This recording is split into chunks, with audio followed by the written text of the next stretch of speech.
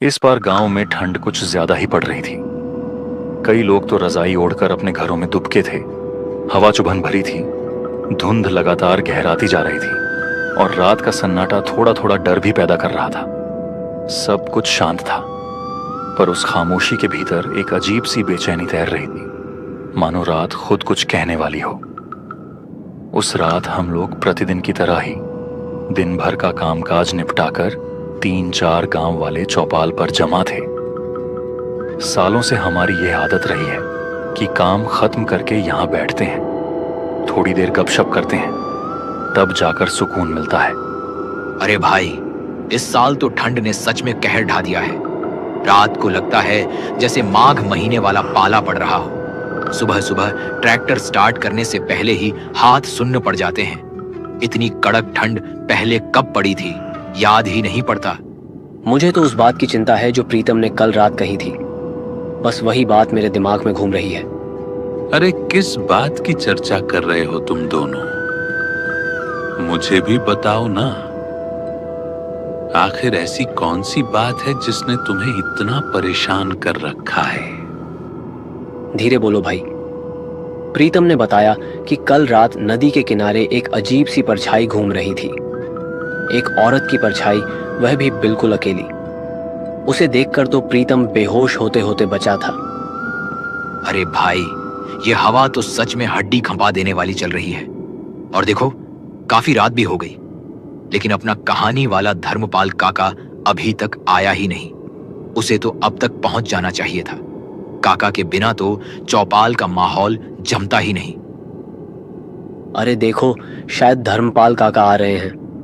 सबकी नजरें अंधेरे में टिकी थीं। धुंध इतनी घनी थी कि कुछ भी साफ दिखाई नहीं दे रहा था। तभी दूर से एक आकृति धीरे धीरे उभरती हुई दिखाई दी। करीब आने पर पता चला वह कोई और नहीं, गांव के कहानी सुनाने वाले धर्मपाल काका थे। काका बिना एक शब्द बोले चौपाल में आए और धीरे से आकर आग के बिल्कुल पास बैठ गए। अरे काका, आज आपने इतनी देर कैसे कर दी? हम सब आपका ही इंतजार कर रहे थे। कहीं गांव से बाहर या दूसरे खेत पर गए थे क्या? अरे दिनेश, थोड़ा खेत पर काम था रे, वही निपटाते निपटाते देर हो गई। और इस बार तो ठंड भी बहुत ज्यादा पड़ रही है। अरे सोनू, तू जा जरा शिवू की दुकान से चाय लेकर आ। चाय नहीं होगी तो कहानी में मजा कैसे आएगा? आप सही बोलते हो काका। कहानी सुनते सुनते गर्म चाय पीने का मजा ही कुछ और होता है।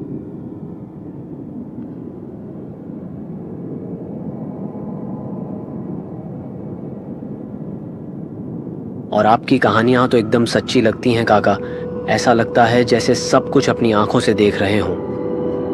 बस कर रे जहीर, तू मेरी इतनी तारीफ मत कर। आज जो कहानी मैं तुम सबको सुनाने वाला हूँ वो कोई आम कहानी नहीं है। ये मेरी आंखों देखी सच्ची घटना है जो मेरे साथ तब घटी थी जब मैं बस 27 साल का जवान लड़का था। और सुन, ये ऐसी बात है, अगर तुम इसे अकेले सुन लोगे ना तो तुम्हारी रूह तक कांप जाएगी। अरे काका, आप अपनी कहानी सुना भी दीजिए। तो सुनो, ये उस समय की बात है जब मैं करीब 27 साल का नौजवान था। उस रात मैं एक रिश्तेदार के यहाँ दावत में गया था। सब कुछ ठीक था, बातें, लोग, रौनक भी। लेकिन जब मैं वहां से वापस लौट रहा था तब तक रात बहुत गहरी हो चुकी थी और पिछले 2-3 दिनों से लगातार बारिश हो रही थी। उस दिन भी मौसम कुछ ठीक नहीं था। बारिश का मिजाज भी बड़ा अजीब था। एक पल जैसे पूरी तरह थम जाती और अगले ही पल अचानक पूरी तेजी से जोरों से बरसने लगती। ऐसा लगता था जैसे आसमान भी कुछ कहना चाहता हो। मैं थोड़ा आगे बढ़ा तो मुझे सामने एक चाय की दुकान दिखाई दी। मैं धीरे धीरे उसकी तरफ चल पड़ा। सोचा चाय पीकर थोड़ी गर्माहट मिल जाएगी। लेकिन अजीब बात यह थी कि उस चाय की दुकान को छोड़कर इस रास्ते पर दूर तक कोई दुकान नहीं थी। आसपास कोई आदमी भी नजर नहीं आ रहा था, सिर्फ दूर दूर तक सन्नाटा। बाहर बिजली कड़क रही थी पर बारिश अब भी तेजी से गिर रही थी। इस सुनसान माहौल में मुझे भी हल्का हल्का डर लगने लगा। मैं उस सुनसान चाय दुकान में चुपचाप बैठा ही था, तभी अचानक एक बूढ़ी औरत मेरे बिल्कुल पास आकर रुक गई। वह कुछ पल तक मुझे बस घूर ही रही और फिर धीमी कांपती हुई आवाज में बोली, अरे बेटा, जरा एक बात कहूँ, थोड़ा आगे तक छोड़ देगा क्या? यह रास्ता बहुत सुनसान है, अंधेरा भी घना हो गया है, अकेले जाने से डर लग रहा है। बरसात में पैर फिसलते रहते हैं, ऊपर से मैं बूढ़ी अम्मा हूँ, पैर भी अब पहले जैसे नहीं चलते। बस थोड़ा साथ चल दे बेटा। आप किस तरफ जा रही हैं अम्मा? बेटा, मुझे पुरानी हवेली के पास जाना है बेटा। अम्मा, मैं तो चौराहा पुल जा रहा हूँ। तू किस रास्ते से होकर जा रहा है? वह पुल वाला रास्ता है क्या? हाँ अम्मा, पुल वाले रास्ते से ही जा रहा हूँ। पर आप ये क्यों पूछ रही हैं? हाँ, वह रास्ते का पुल डूब गया होगा। मैं उसी पुल से आया था तब ठीक था, शायद कल पानी में डूब गया होगा। पानी भी तो लगातार हो रहा है। एक और रास्ता भी है जिससे तू और भी जल्दी चौराहा पुल पहुंच जाएगा। बस आगे थोड़ा सा जंगल पार करना पड़ेगा। यह सुनकर मैं काफी खुश हो गया था, लेकिन एक पल के लिए तो लगा था कि पुल डूब गया है और अब घर कैसे जाऊंगा। तभी मैंने उस बूढ़ी अम्मा से कहा, ठीक है अम्मा, चाय पी लेता हूँ, फिर चलते हैं आगे। फिर मैं और वह बूढ़ी औरत अपने मंजिल की ओर निकल पड़े। रास्ता पूरा सुनसान था। पहले से बारिश थोड़ी कम हो चुकी थी, लेकिन बिजली लगातार कड़क रही थी। थोड़ी दूर जाने के बाद बूढ़ी औरत बोली, बेटा, यही जंगल वाला रास्ता है। अम्मा, आपका घर और कितना दूर है? बस सामने ही है। जंगल का रास्ता पकड़कर हम आगे बढ़ते गए। हर कदम के साथ ऐसा लग रहा था जैसे अंधेरा हमें निगलता जा रहा हो। चारों तरफ घना जंगल था। पेड़ों की टहनियां हवा में ऐसे झूल रही थीं जैसे कोई परछाई हमें देख रही हो। दूर से जानवरों के चिल्लाने की आवाजें पूरे जंगल में गूंज रही थी, और वो आवाजें जितनी दूर से आती हैं उतनी ही करीब महसूस होती हैं। ऊपर से मैं एक अनजान व्यक्ति के साथ जा रहा था। उसके कदमों की आहट शांत थी, इतनी शांत कि अजीब लग रही थी। मुझे डर लग रहा था, दिल जोर जोर से धड़क रहा था, लेकिन मैं कुछ कर ही नहीं सकता था। बस आगे बढ़ना ही मेरी मजबूरी थी। अचानक बारिश और तेज हो गई। हवा के साथ साथ बारिश की बूंदें भी देह पर तीर की तरह लगने लगी। उस तेज तूफान में वो बूढ़ी औरत अचानक रुक गई और मुझे बोलने लगी, बेटा, और 2 कदम चलने के बाद मेरा घर आ जाएगा, और बारिश भी काफी तेज गिरने लगा है। तुम इतनी बारिश में आगे नहीं जा पाओगे। तुम मेरे घर आज रुक जाओ, कल सुबह निकल जाना। ठीक है माँ। बस 2 ही कदम चले होंगे कि हम उस बूढ़ी औरत के घर पहुंच गए, लेकिन मैं भी घर को देखकर हैरान हो गया था।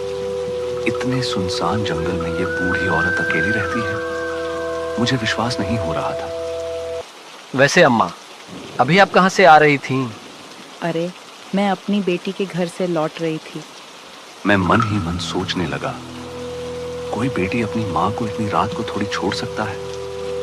मुझे इस बात पर बिल्कुल भरोसा नहीं हुआ, और बारिश से रुकने का नाम नहीं लिया। आसमान काली घनी घटाओं से ढका रहा। बारिश लगातार गिर रही थी। तभी एक जोरदार बिजली गिरी, जैसे सब कुछ शांत हो गई। अचानक कहीं से किसी औरत के चिल्लाने की आवाज आई। मुझे ऐसा लगा कोई आसपास से चिल्ला रहा है, लेकिन मैं जब घर आ रहा था तब साफ साफ देखा था कि इस घर के अलावा आसपास कोई एक भी घर नहीं था। फिर ये किसकी चिल्लाने की आवाज थी? अम्मा, घर में और भी कोई है क्या? नहीं बेटा, घर में तो कोई नहीं है। इस पूरे जंगल में मेरा ही अकेला घर है। लेकिन अम्मा, मैंने तो किसी लड़की के चिल्लाने की आवाज सुनी थी। अरे बेटा, आपका वहम होगा। किसी के चिल्लाने की आवाज तो नहीं आई थी। मुझे यहाँ पर सब कुछ अजीब लग रहा था, जैसे कि यह सब कुछ कोई करवा रहा था। हम दोनों वहीं खड़े बातें कर रहे थे कि अचानक मेरी आंखों के ठीक सामने से एक लंबा सा झुका हुआ साया तेजी से सरकता हुआ जा रहा था। उसकी हरकतें इंसान जैसी नहीं थी, और एक पल को लगा जैसे कोई डरावना साया की तरह गुर्राता हुआ जीव अंधेरों में छिपकर हमें देख रहा हो। वो बूढ़ी औरत ठीक मेरे सामने खड़ी थी। उसकी नजरें ऐसी थीं मानो सीधे मेरी आंखों में घूर रही थी। तभी अचानक आसमान चीरती हुई एक जोरदार बिजली गिरी। इस एक झटके के लिए वह बूढ़ी औरत का हुलिया एक भयानक रूप में तब्दील हो गया। उसकी आंखें भूत जैसी लाल हो चुकी थीं और शरीर जगह जगह से कटा पटा था। तभी हवा में धूल का एक भभका उड़ा। थोड़ी ही देर पहले मैंने एक पल में जो देखा, उसका मौका देखते हुए मैं जितनी तेज दौड़ सकता था उतनी तेज दौड़ा, जब तक कि वह भयानक जंगल पार नहीं हुआ। बारिश रुकने का नाम ही नहीं ले रही थी और बिजली भी बार बार कड़क रही थी। काफी देर लगातार भागने के बाद आखिरकार मुझे दूर एक गांव दिखाई दिया। जैसे ही मैं गांव के भीतर पहुंचा, मेरी नजर एक ऐसे घर पर पड़ी जिसके बाहर कुछ ग्रामीण बैठे थे। मैं सीधा उन्हीं की ओर बढ़ गया। अरे कौन हो भाई, इतनी रात को कहाँ से आ रहे हो? मेरे साथ जो भी घटा था, हर बात मेरी उन गांव वालों के सामने बताई। मेरी बातों को सुनकर वे सब स्तब्ध रह गए थे और मेरी तरफ देखते रहे। अरे भाई, वहां नीचे देखते रहोगे क्या? ऊपर आकर बैठो। मैं कांपते कांपते ऊपर गया था और सबके बीच बैठ गया। मेरी हिम्मत नहीं हो रही थी कि मैं वहां से घर की तरफ जाऊं। आज मेरे साथ जो हुआ था वही बार बार जहन में घूम रहा था और उसे सोच सोच कर मेरा डर और बढ़ रहा था। ऊपर से जोरदार बिजली यह बोल रही थी और पानी झरता जा रहा था। क्या तुम उसी छोटे जंगल वाले रास्ते से आए हो? अरे भाई, उस रास्ते में तो अक्सर अजीब अजीब घटनाएं होती रहती हैं।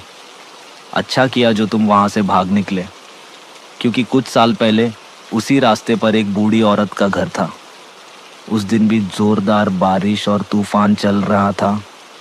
तभी एक भारी भरकम पेड़ उसके घर पर गिर गया।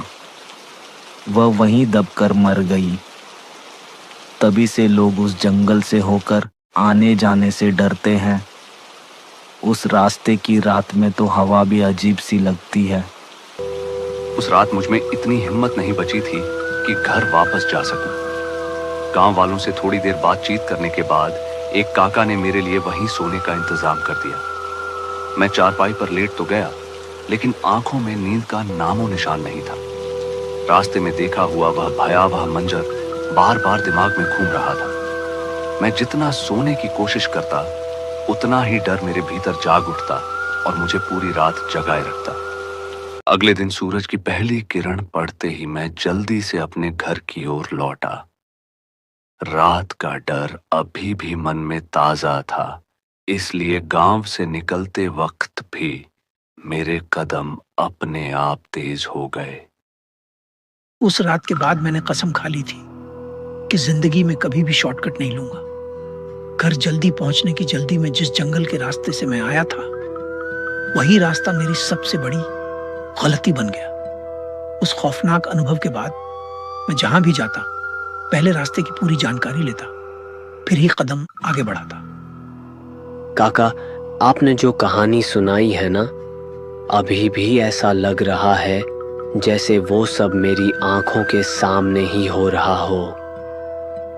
सच कहूं तो डर के मारे मेरे पूरे बदन में सिहरन दौड़ गई और मेरे रोंगटे खड़े हो गए। एक बात हमेशा याद रखना, जिंदगी में अगर कभी किसी सुनसान जगह पर या जंगल के रास्ते में कोई तुम्हें मिले और मदद मांगे, तो बिना सोचे समझे आगे कदम मत बढ़ाना। ऐसी जगहों पर कौन असली है और कौन नहीं, ये समझना आसान नहीं होता।